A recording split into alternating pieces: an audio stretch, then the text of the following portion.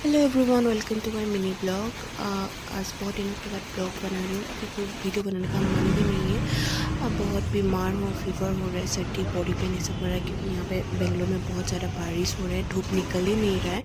उसके बाद मॉर्निंग में मैंने पिया एक बीटरूट जूस। बहुत यमी और हेल्दी भी है ये पीने के लिए। मैंने यहाँ पे बीटरूट या अमला कैरोट ये सब ना ऑरेंज वगैरह मिक्स करके बनाया था। उसके बाद फ्रेश होने के बाद मैंने खाया ब्रेकफास्ट पे मैंने लिया है एक कप मिल्क टी। उसके बाद बेसन का सिला लिया और दही के साथ मैंने खाया था। उस ब्रेकफास्ट खाने के बाद मैंने बनाया हेयर ऑयल। ये पूरा आंवला, करी पत्ता, ऑनियन ये सब दे के मैंने बनाया क्योंकि मुझे बहुत हेयर फॉल हो रहा था। उसके बाद लंच में मैं बनाया फ़िश करी टमाटो के साथ और ये मैंने वाइट पम्पकिन के साथ बनाया था फ़िश। इवनिंग में मैंने ब्लैक टी बनाया और मैगी बनाया। तो कैसे